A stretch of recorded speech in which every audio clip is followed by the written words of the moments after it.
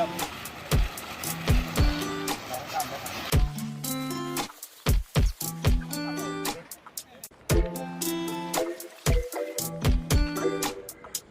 มมากสื่อเลยบัดนี้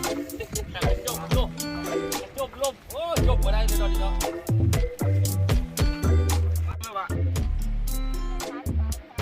ทำได้เอาชื่อนาเดี๋ยวผมเอาผู้ไทยเลยเอาผู้ไทยอันนี้หมูน้องสาวคือเข่งนี่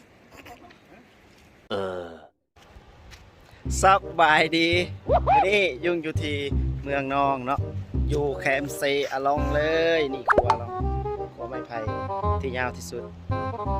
นี่เนาะวันนี้มีนัดกับทีมงานยูทูบเบอร์ปักหลายๆซ่องเนาะเพราะว่าจะเป็นซ่องเถอะอยู่นานี่เนาะซ่องของบ้านดองแล้วก็ผู้ไทยดำเนาะมาจากฝั่งของฝั่งนั้นเลยเนาะนี่บรรยากาศแรงๆเนาะอันพอบ้านดองกำลังสัมภาษณ์ผู้สาวงามของเมืองน้องอยู่เดี๋ยวจะซูมให้เบิ่งฟับพวนธรรมดานี่เธอกำลังเฮ็ดที่พักอาศัยที่นอนตะแลงเนาะแล้วก็ซ่องหนึ่งอีกซ่องที่ดังเนาะผู้บ่าวตุ๊กวิถีชีวิตลาวเนาะกำลังเฮ็ดที่นอนอยู่ตะแลงเฮ็ดบ่อนนอน อันนี้ก็ชาวบ้านนี่แหละอยู่ในบ้านนี่ก็จะมาช่วยเนาะนี่กำลังเฮ็ดบ่อนนอนอยู่ตะแลงมื้อนี้ก็นี่แหละนอนท่ามกลางแคมป์เซเนาะนี่บรรยากาศแรงๆตะเวนกำลังสิตกโอ้แกงกะล่องก็อยู่พวกนั้นแหละบอนทีก็เจ้ามักไปนั่งชิวๆกินเบียร์เนาะอันนี้ก็เป็นโซนเทิงอยู่แถวครัวเลยครัวอลองเลยครัวไม้ไผ่เลยนี่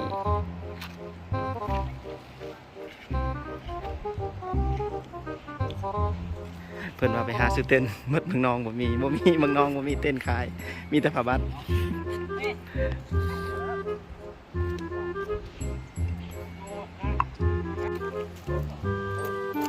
ตอนนี้เฮียเถอะกำลังให้พวกเรา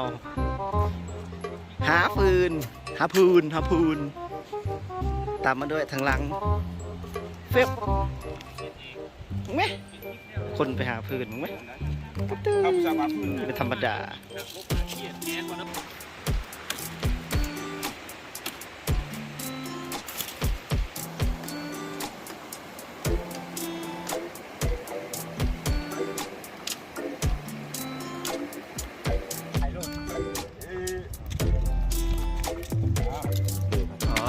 แขกคุณเพราะว่าอยากความรอของเรานะสุดยอดใจย้ำเชฟให้กินนี่เราตัวว้าวเหมือนกัน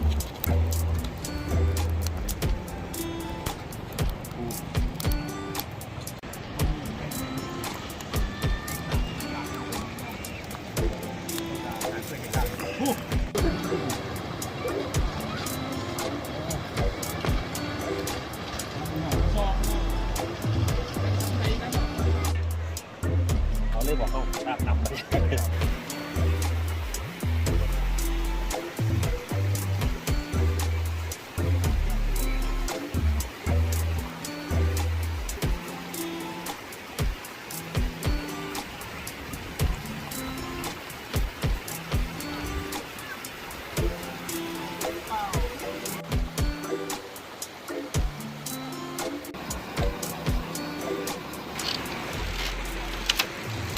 เกาะติดเลยพอบ้านดองหามาไปใส่เลย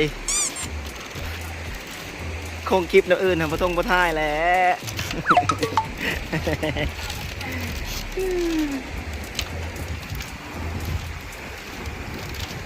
เจียวจิยางครับไปบอลผักก่อนเพื่อเกียมอาหารแรงบูว่าเธอเอายังมากินเนี่ยนี่เรียบร้อยไฟหันยิบหยับ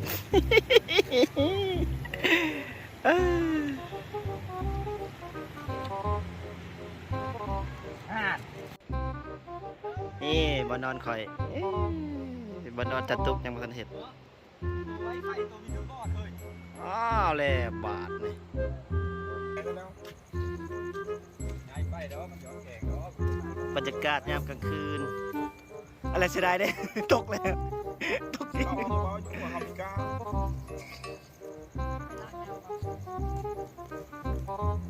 นี่แสงสีของเรากับป้าทูบนทางสาวน้อยเอ้ยจ้ะ นั่งประธานยิ้มเนี่ยจะได้เบอร์การไฟเจ้า ไอ้แขกรู้สึกว่าขึ้นนักเนาะจะขึ้นยังจะขึ้นยัง แบบยืนแล้วก็ซึ่งคิ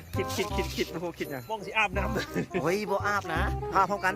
เลือกคนแหละบ่เลือกเขาจะอาบพร้อมกันมันยังโหแรงเขาต้องยังเปื้อนอยู่ดิเห็นบ่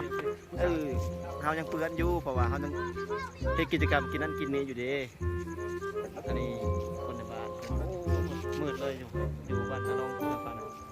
อันนี้ก็เขานอนอยู่ฝั่งนี้อันนี้เขานอนเถอะกับทีมงานเขาไอ้แขกแล้วก็พ่อบ้านดอง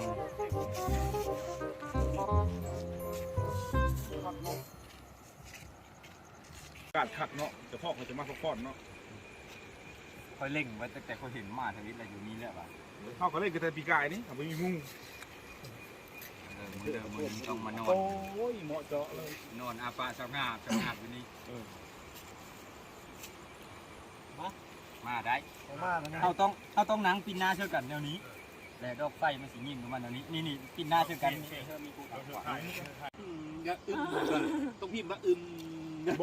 เราบริโตเรางามแต่เราบริโตมากกว่านี้นะ บรรยากาศกินข้าวแรง มาเด้อครับมาเด้ออายุ มาเด้อ มาเดินมาเอ้ย กินก่อนรอด มีปิ้งปลากระแดงอยู่ได้ดิวป่ายังกลางหลัง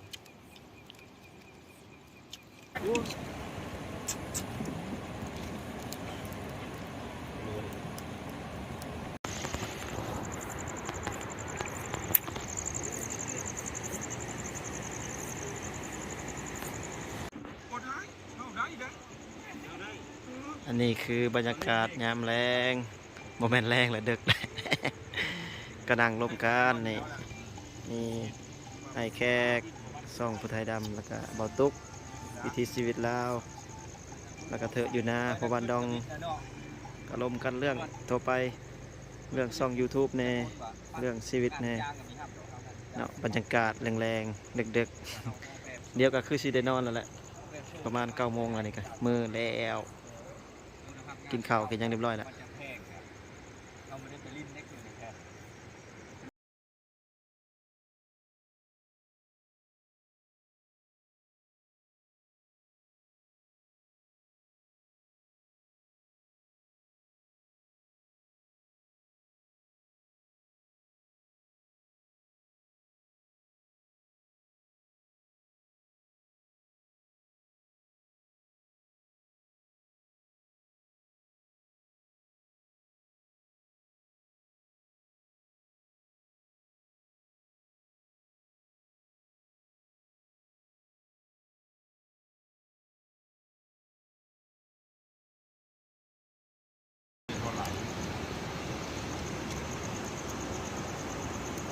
นี่ไม่บ่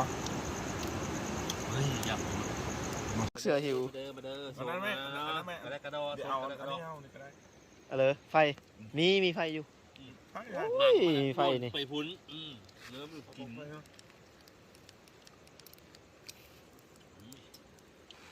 กินหอบเลิก กินหอบเลิกอิ่มแล้วก็มีแตัวชิ้นนอนและบาทฝุ่นจานเถอะตื่นนอนแล้วตื่นขึ้นมาอีกเดี๋ยวเขากินหอบเลิกแล้วก็สิพากันไปนอน ตอนนี้เวลาประมาณ10 โมงครึ่งแล้ว 10 โมงครึ่งแล้วเนาะ เริ่มหิวคืนเริ่มหิวคืน 11 โมงครึ่งเรา 11 โมงครึ่งแล้วเพาะเอาเลยโมงเคยพิษวันนี้ โอนบ้าน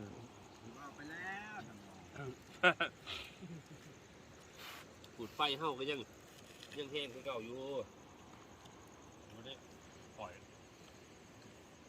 เมื่อบีบมันคือออกไปหาซื้อบีบเนี่ย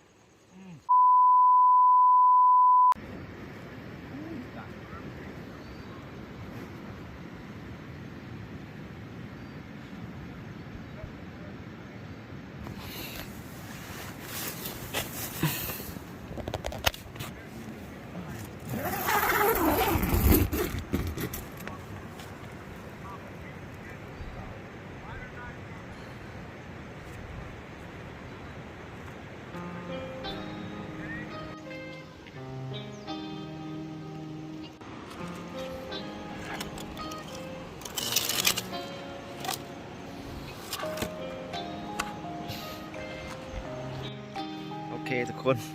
สบายดีตอนเช้านี่บอที่เรานอนคืนนี้ข้างครัวเลยนะสภาพหนาอย่างพอไรล่างนอนดึกคืนนี้ลมกับจานเถอะจนดึกจนวัน1 โมงพูน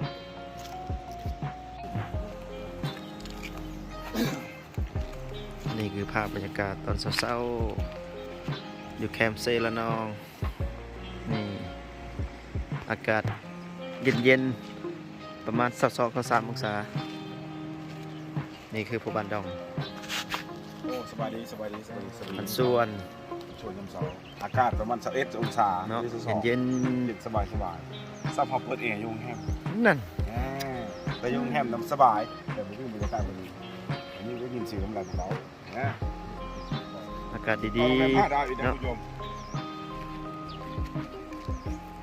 ใส่อีแตะพอมาแตะขอบฟ้าบ่เป็นขอบแดงเนาะขอบสีฟ้า นี่อยู่ทั้งครัวก็จะมีชาวบ้านอย่าง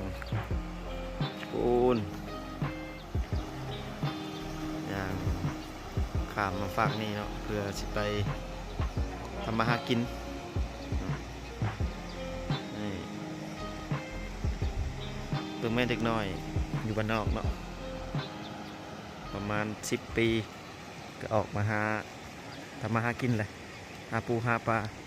ซอยเลี้ยงชีพเลี้ยงครอบครัวเลี้ยงตัวเองต่างจากคนในเมืองเลยเนาะ10 ปีนี่เขาอยากว่ายังเห็นยังบ่เป็นซ้ำ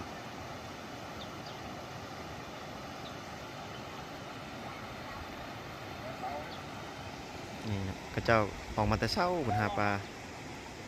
สำนีก็สวยๆแหละเกี่ยมเมื่อแหละนุ่งเครื่องเลยนี่เนาะบรรยากาศเย็นๆพูนจานตุกนั่งอยู่พูน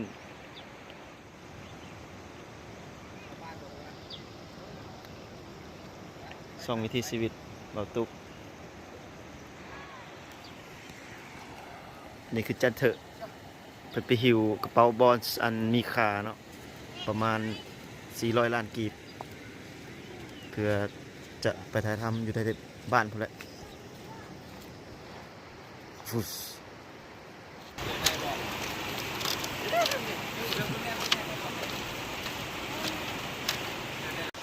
อย่างกลับคืนปล่อยให้จันเถอะกับไอ้แขกแล้วก็บันดองขึ้นไปในบ้านพุ่นแหละมาลองเดี๋ยวคอยกับจัตุกสีปิ้งซีนผ่าอยู่แคมป์เห็ดกินเสาอาตุนี่บ่นอนยุ่งแล้วก็บ่นอนจัตุกจันเถอะกับไอ้แขกแล้วก็พ่อบันดองนอนอยู่เต็นท์นี่เพราะว่าเมื่อวานนี้เพิ่นมาแล้วบ่ได้ถือเต็นท์มาเราไปหาซื้อเต็นท์เหมือนเมืองนองเนาะแต่ว่าบ่มีก็เลยสร้างที่นอนแบบนี้แหละคือเห็นนี่แหละเนาะจากประสบการณ์เพิ่นนอนแคมป์มาหลายปี กะทุกๆคนเขาขึ้นไปพูดแหละขึ้นไปบ้านนะลองมันแหละพูดแหละอยู่พูดมีแต่ยุงสีเขาเต้นแล้วก็เห็ดกินท่าเล็กๆน้อยๆเพื่อก็จะเอาลงมานี่เนาะเครื่องคองบ่มีคนเบิ่งก็บ่ได้เราต้องเสียสละเฝ้าเครื่องแล้วก็สีอนามัยขี้เหงื่อที่เราเอามาเนาะเราต้องค้นกลับให้หมดหรือว่าจูดทิมให้มันหมดเนาะบ่ให้ทิมขี้เหงื่อสะทรายเวลาเราสิไปนอนแคมป์อยู่ใส่ก็ตามเนาะนี่ไฟติดแล้วบรรยากาศเย็นๆตอนเช้าตอนนี้เวลาประมาณ7 โมงปลายนี่แหละแต่ว่าอากาศยังครึมๆเย็นๆเลยชิวๆ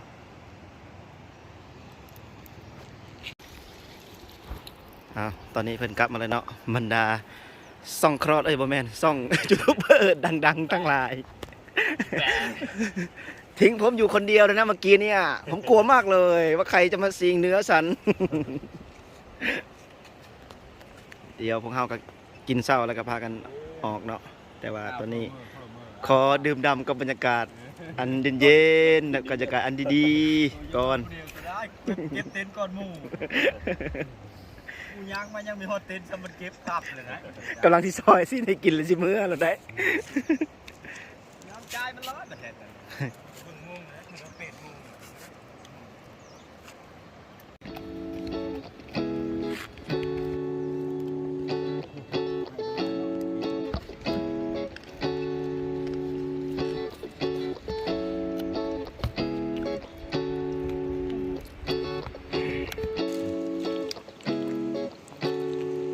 บรรยากาศกินเศร้า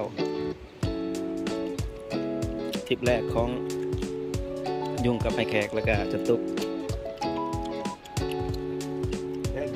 กินข้าวเด้อ ส่วนพระบันดองนี่หลายทริปแล้ว กินละ อาหารเศร้าธรรมดา หมักเนื้อตั้งแต่วานนี้ โอ้ นี่คือช็อตเด็ดนะครับ